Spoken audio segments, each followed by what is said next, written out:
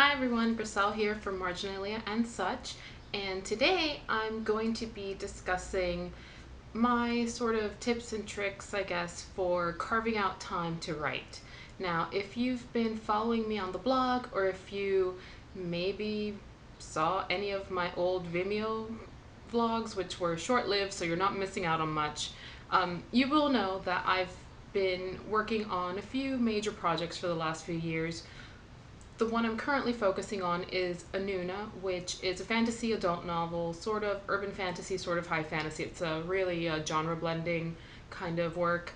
And I've been drafting this for about 3 years now. And that has been the drafting phase, rewriting, revising, rewriting, editing, etc. sort of process. Now, how these different phases work will all require different amounts of time. For myself, it's become a matter of trying to squeeze in time when I can. So a little bit of background, I am not the kind of person who will function if I stay up late. So the be a writer and stay up till midnight writing type of gig does not work for me. Same goes for waking up really early.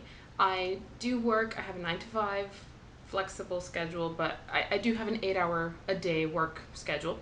And I have an hour-long commute each way. So that's a pretty significant amount of time when I'm not home and I'm not in front of my workstation here at home to write my novel. So what I end up doing is I either have to carve out time at lunch, so I've installed Scrivener on my work computer and that's okay, so it's been allowed. So I take whatever time I can during lunch to work on my projects, which usually might mean 30 minutes or an hour, depending on how long it takes me to actually, provide myself with sustenance and keep going. But I'll carve out that little bit of time, get something done, or I will take time whenever I'm not busy with something. So I do work in an academic setting that is a bit privileged compared to somebody who maybe works in an office. There is an understanding there that creativity is allowed.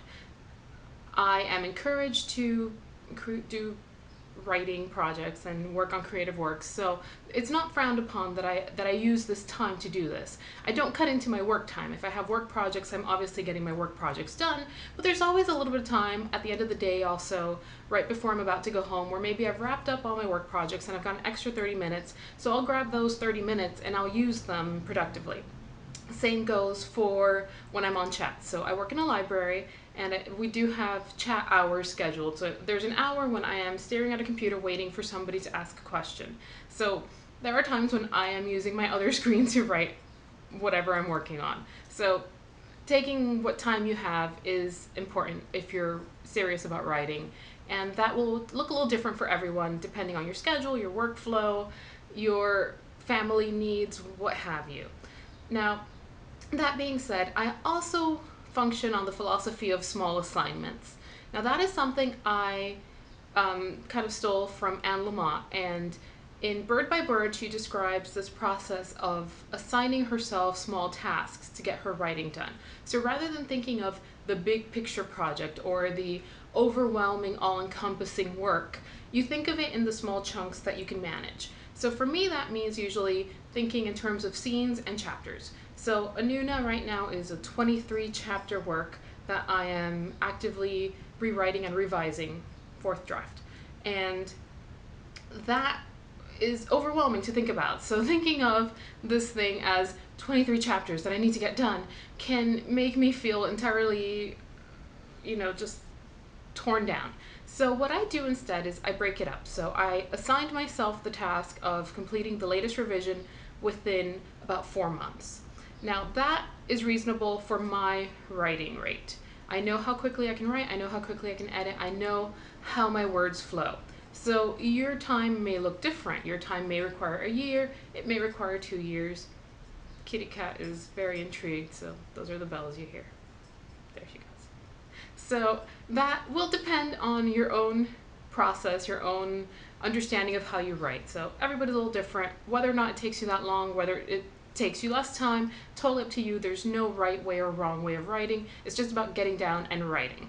Now, for this novel, I've broken up the 23 chapters within the 4 months by dividing them into about 5 chapters a month. For me, that's manageable, it works well, and it gives me those small assignments to work with. So I know that this week I am working on chapters 18 and 19. Mostly because 19 was really short, so I knew that I could clump them together. So depending on the needs of the chapter, I will reassign as needed.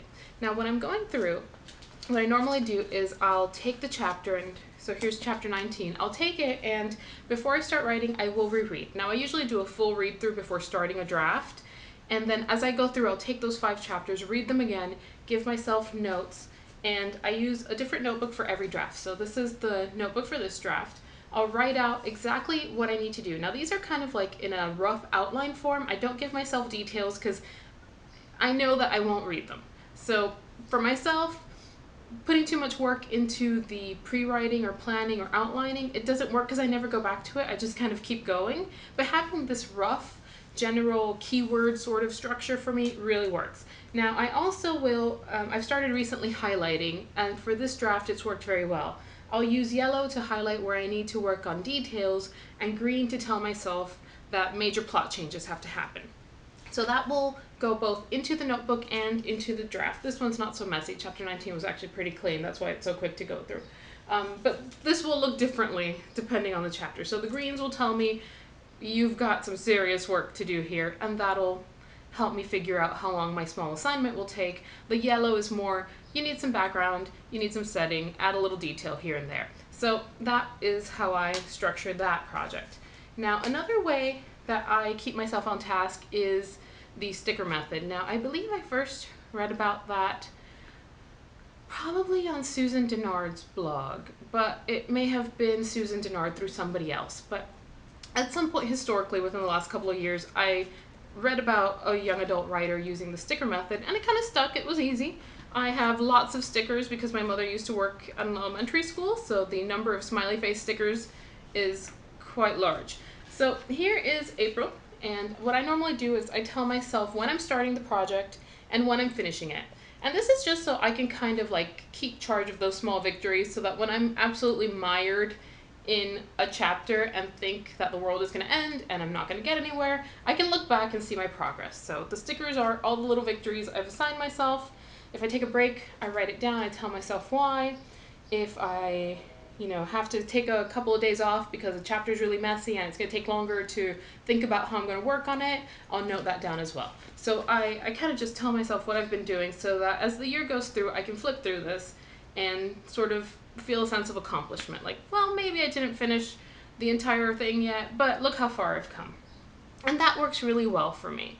And I also have been using my Write Club, which gives you that instant gratification in the way that the NaNoWriMo counter gives you, so you can see your little bar graph switching around as you add words or chapters or whatever. So I have a counter for words because part of this draft was adding more words, because the last draft I had cut so much and lost so much detail that as I was reading it and my comments that I received from critiques really made it clear that I needed to add some background back.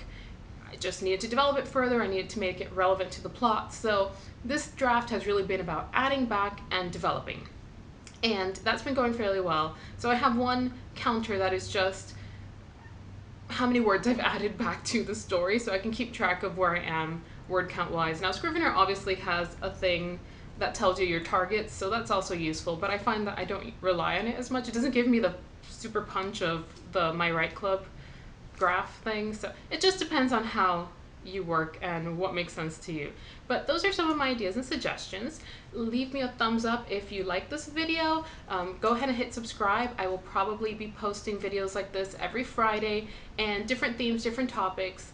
But if you would like to hear more about my writing process or tips and tricks, or have some questions you'd like me to try to answer, please go ahead and leave them in the comments or tweet me at booknerdcatlady. Yeah, that's my handle. And I'll see you next time. Bye.